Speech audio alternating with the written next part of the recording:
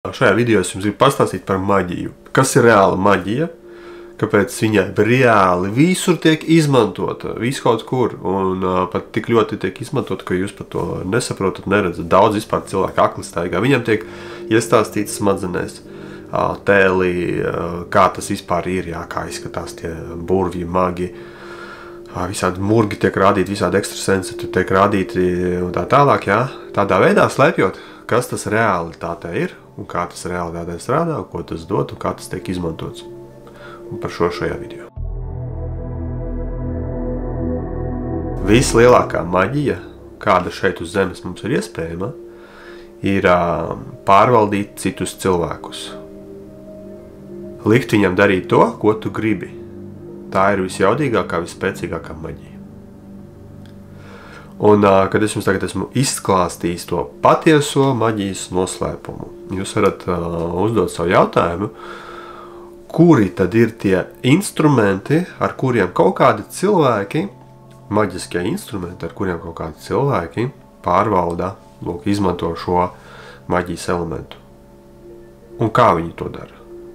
Jo es jums noņemu nost visu to ilūziju, kura ir iebarota cilvēkiem, kā tas viss izskatās, ka tur ar zizli kaut kāds bārdains večuks ar to cepuri, vai tur ar kociņu, ar kaut ko tur šurļi, murļi, tur dara, tur un kaut kādas tur notiek visādas lietas. Tēls, iebarots iekšā smadzenēs, erors, principā tas ir erora tēls, tāpēc, ka jūs nespējat vairs realitāti objektīvi adekvāti uztvert un saprast un redzēt lietas. Jums galvā ir, pieņemsim, tas tēls, kurš ir viltus, un jūs redzat reāli maģiju, reāli īsto maģiju, pieņemsim, kaut kur jūs viņu redzat, kā tas tur izpaužās. Un galvā tad tēls neliekās, ka tas ir tās, jūs nesaprotat, ka tajā brīdī tiek izmantotas maģiski elementi, lai, teiksim, pakļautu, ietekmētu, manipulētu, virzītu.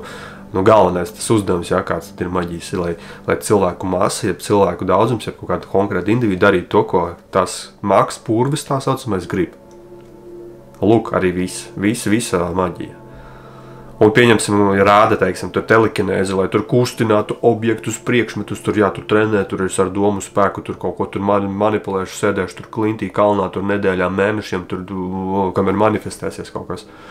Tas ir viss tik primitīvi, banāli, priekš masām parādīts, radīts ir, Es nesaku, ka nav psihiska enerģija, loģiski viņi ir, loģiski viņi var izmantot, bet salīdziniet tāda cilvēka izaugsmi un apzināšanos. Viņš lūk ar kaut kādu psihisko enerģiju, mēģina tur kustināt priekšmetiņus, kaut ko materializēt, cik daudz enerģijas vajag.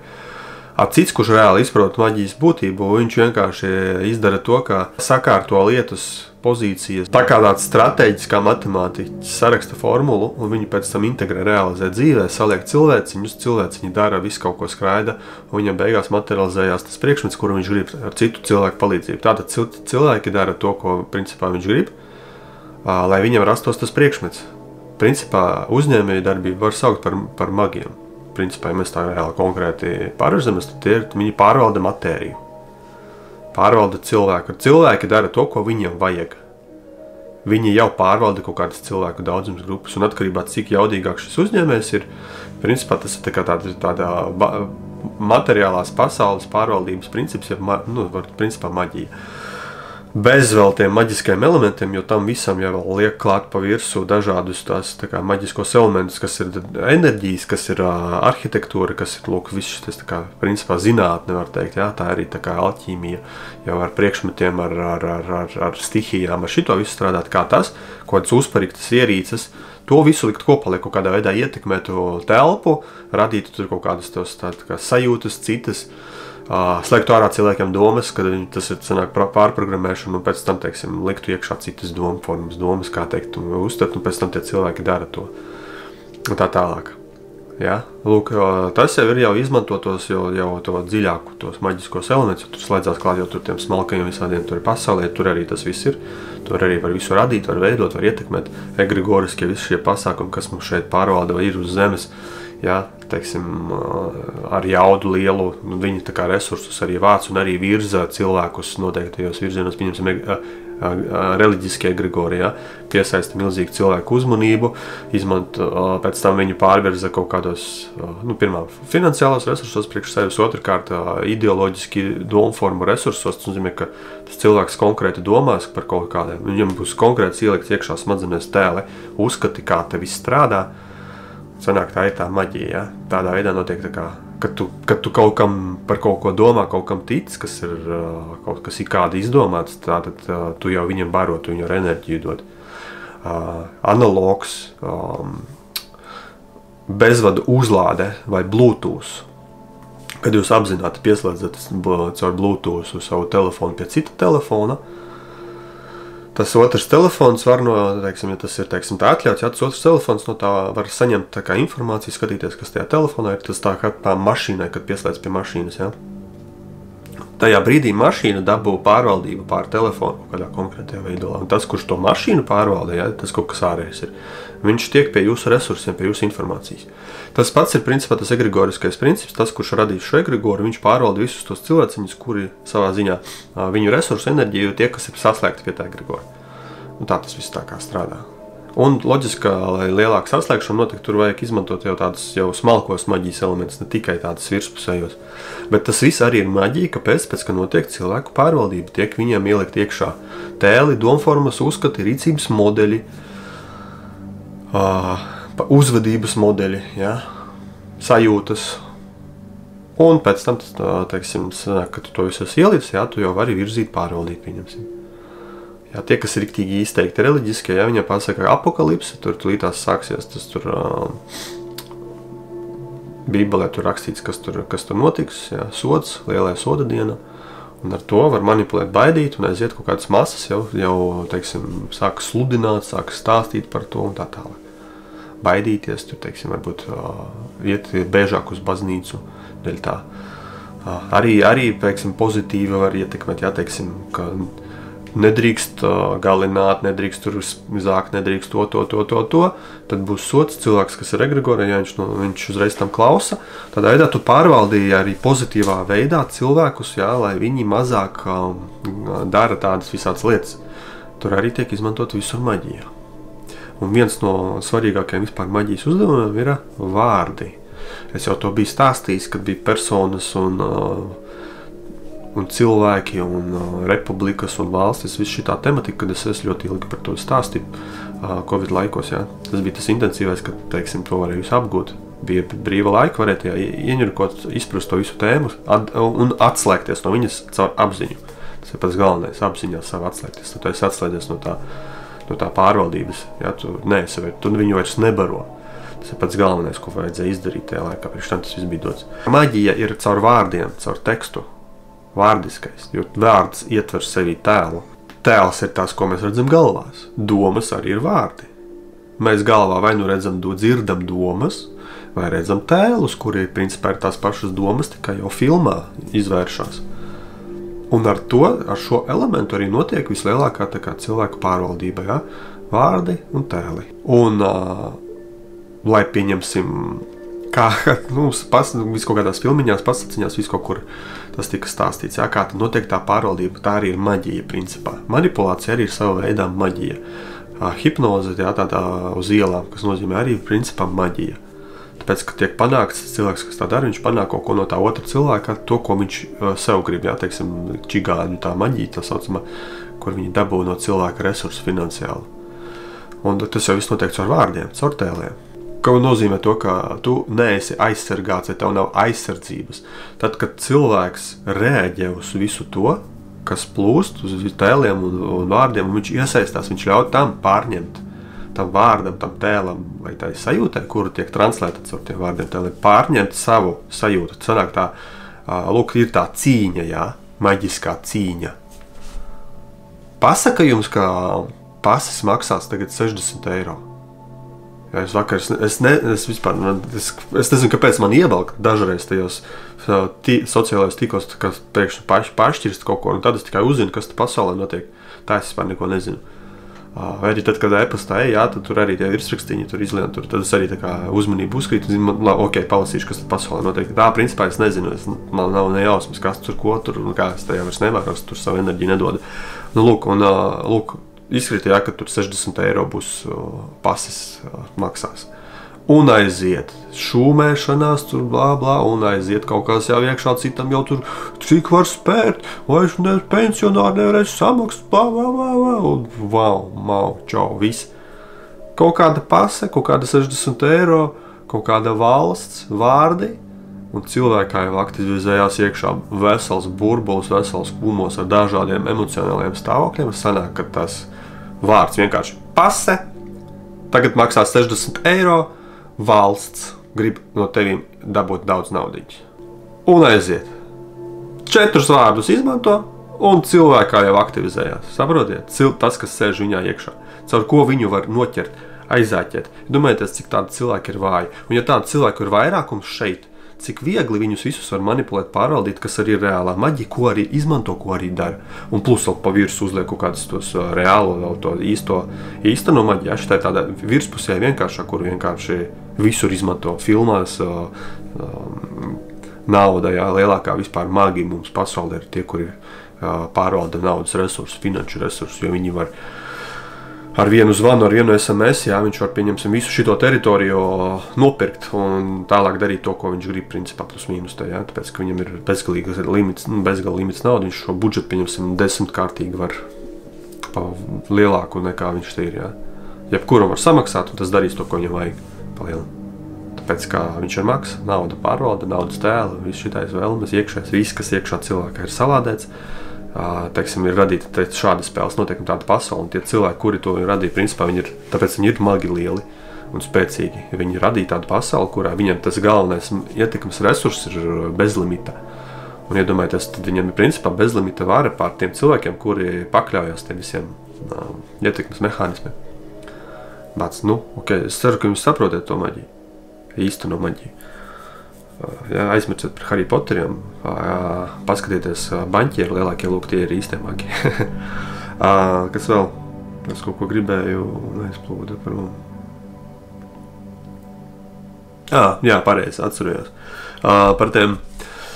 Par vēl taču ir īstenā maģija, un elementi šeit, par kuriem mēs neko nenojaušam, pieņemsim. Jo radioviļņi un internets, kas te plūst visur, 100 gadus atpakaļ jūs iespējams, teiksim, iedomājieties, ka 100 gadus atpakaļ jūs varētu, tas ir 20. Tas ir pirms kara vai kara laikā, un jūs sakat, ar tādu telefoniņu, tur varēs bildītas to rādīt, visu, mēs varēsim redzēt, kas tur notiek, uzlādīsim lidmašīnu, kur es ar to ierīci varēšu vadīt, viņi skatīsies, kur tur staigā tanki, braukā cilvēki, un mēs varēsim uzspiest podziņu, un tur uzprāks. Un pēc tam, teiksim, ja no jebkuras pasaules vietas varēs redzēt, kas tur notiek, bildes, varēs aiziet karti, pastaigāt pa ieliņām, pastaigāt bildītas, paskaties, kā tur viss, man viss tas būs vienā telefoniņā, tur būs kalkulators, varēšu rēķināt visas jebkuras formulas, tur būs visas iespējamās pasaules biblioteka grāmatas, viss tajā manā ierīcītē maziņā, kas man kabatiņā stāv. Saprotiet, ja jūs kaut ko tādu stāstītu, jums liktos, ka jūs pārlasījušies fantastiskas grāmatas, jums ļoti bagātīgi iztēli, jo neviens neko tā vispār nevarētu iedomāties kaut ko tajā laikā. Mūsdienās tas pilnīgi reāli. Pēc, ka ir internets, pēc, ka ir pa gaisu lidoja, tas pārvietojās informācija, visur riņķī viņi ir. Bija, nebija, nekas tam līdzīgs var iespējams zināms, tagad ir. Līdz ar to ir arī citas matēriju formas, enerģijas formas, viļņu veidi un tā tālāk, kas arī reāli šeit ir, kuri reāli ietekmē, teiksim, kā cilvēks jūtās, ko viņš domā, ko viņš nedomā, ko viņš grib, kā viņš baidās, kādas emocijas var aktivizēt, un vēl visu kaut ko iespējams var darīt.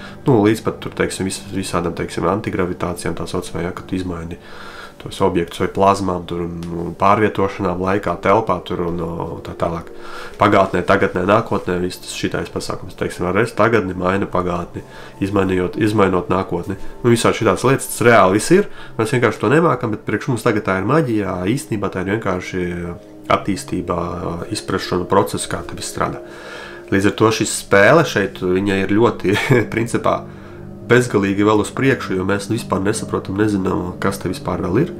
Un cik mēs reāli esam tālu attīstījušies, principā, es domāju, tāds Jā, pēc tam, kad kaut kas tāds parādīsies, jā, tehnoloģiski, šis laiks, kurā mēs tagad esam, arī liksies tā kā priekš mums cilvēki Āfrikā, kas staigā ar tiem kakliem izstieptiem un lūpas savu tur, tādi primitīvi dzīvo no māliem vai no kakām uzbūvētās būdās, guļ uz tādi apģērbi nav, šāda līmeņa mēram. Jā, un šie maģiski elementi, jā, teiksim, tie, kas izprot, kaut kāds paliek, kas ir palikuši, viņi izmanto viņus, lai kaut kādā veidā vāktu vai no enerģiju spēku, kaut kur viņu virzītu, pārvaldītu, pieņemsim, lai pārvaldītu masas vēl spēcīgāk uz viņām ietekmi turētu. Un tie ir ģeometriskas figūras, tur, teiksim, akmeņi dažādi, jā, tur no viņām uzbūvēts mājas celtnes, tur pieņemsim, mauzolejs, jā, Maskavā, tur, kur Ļeņins guļ. Es domājieties, kas par, teiksim, vispār kaut kāds absurds, kaut kādu līķi ieliek un visi iet uz viņu skatās, un plus tā pats mauzolejs, viņš ir tāds piramīdu veida formas, viņam tur ir dažādi leņķi, tur ir konkrēti akmens struktūras formas, jā, tas viss ir maģiskais elements, viss kaut kādā veidā ietekmē to apkārtni vai kaut ko, plus cilvēki tur vēl iet. Kur tas viss aizplūst, kā tas viss darbojas, mēs jau to nesaprotam, tāpēc, ka tas ir citas tehnoloģijas, kuras mums vēl nav skaidrs zināms. Pēterburgā ielas, tur arī celtnes, tur kaut kādas tur figūriņas, statujas, stupas, tas, ka, teiksim, baznīcās vēl joprojām apglabā tur kaut kādus tur tos pāvestus un pantikus, tur karaļus tur guļ un tā tālāk iepriekšējā tur zārkos. Stilīgi, ne? Baznīcā, līķi, tusējās tur, pūst. Sirdi, pieņemsim, Habsburgam, jā, pēdējiem, kurš bija kaut kad tur pāris gadus atpakaļ, kad nomira, viņam sirdi apbedīja kaut kur citur aizveda. Kas tas ir, ja ne maģiskie kaut kādi rituāli? Jo pilnīgi neloģiski vispār bezjēdzīgas rīcības, ja vienīgais, tas nav kaut kas elements, ar kuru kaut ko šeit ietekmē, kā, teiksim, iespējams būs notikumi vai kaut kādas enerģētiskās tās substances būtnes, kuras arī var būt dažādas, ja? Pozitīvās, negatīvās lādētās, ja? Dažādas, teiksim, tu tādā veidā kaut kādu pabaro vai upurē vai iedot, teiksim, tai substancē, un viņa, teiksim, tev atpakaļ iedot enerģiju varu, varbūt jaudu, ietekmes mehānismu, kā tu var vēl uz cilvēkiem ietekmēt. Tā, tas viss šeit ir. Un tā ir īstā maģija. Apslēpta. Maģija katru reizi, kad tu šķirsti sociālos tīklus, skaties vīdikus, tajā brīdī notiek maģiskais pasākums. Tajā brīdī arī manu video tagad klausīties, principā es arī nodarbojos ar maģiju, jo visa runāšana, visa vārdiskais, viss, kas plūst, tas viss ir maģija. Tikai es virzu viņu uz apzināšanos, lai cilvēks kaut ko apzinās, lai viņš transformējas, kļūst mazāk ietekmējams un brīvāks. Tas ir man vienmēr brīvība, brīvs, mazāk ietekmējams, lai melnumi viņam pazūd, ja? Lai viņš kļūst par individu, līdz ar to, lai caur viņu sāk plūst tas radītāja, tas potenciāls un izplasties šeit tā kā riņķī. Tādā veidā notiek tā visa transformācija, kas te būs, viņa jau sen ir aktivizējusies. Lūk, tas ir tas, kas man ir interesanti vienmēr bijis. Man nav bijusi interese par pakļaut, manipulēt un šādā veidā gūt kaut kāds resursu varu, kontroli, pārvaldību un tieši otrādi turēt visus tādā slazdiņā.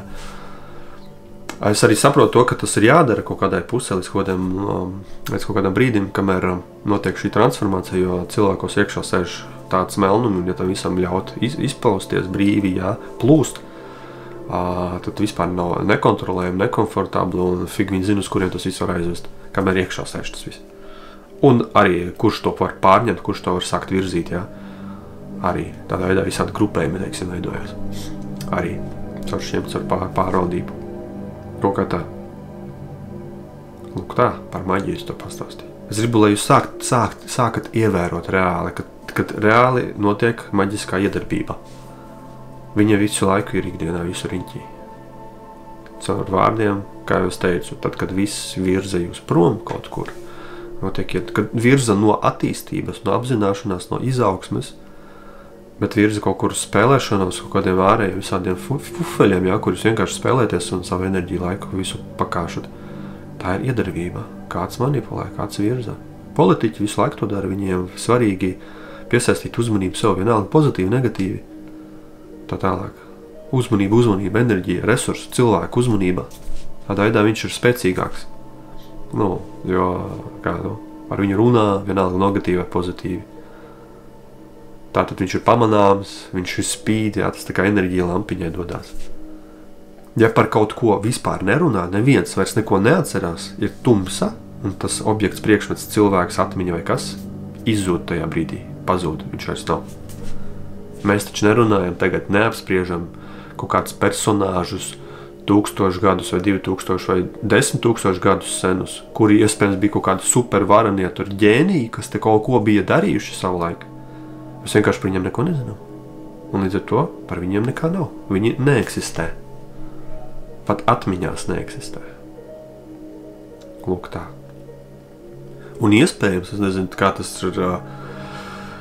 tas ir ārpus vispār šitās esības un vispār enerģētiski, kā tas viss saistāts. Iespējams, ja tu nospiedumu atstāji savu tādu, ka par viņu pēc tam runās ilgi, un tā ir tā enerģija, un tā ir tā jauda, tā ir tā maģija, ar kuru tu pēc tam akumulē to enerģiju, un tajos citos enerģētiskajos laukos, smalkākajos, iespējams arī kaut kā rīkoties, darboties. Līdz ar to tāds Hitlers, kaut viņš bija negatīvs tēls, bet viņš ir milzīgu atstājis nospiedumu, par viņu runās ilgi, atcerēsies, ilgi tur filmas būs, viss kaut kas būs, cilvēks skatīsies, visu laiku plūst tam tēlam enerģija, un tas tēls ar šo enerģiju var principā rīkoties, darboties kaut kādos citos plānos, saprotiet?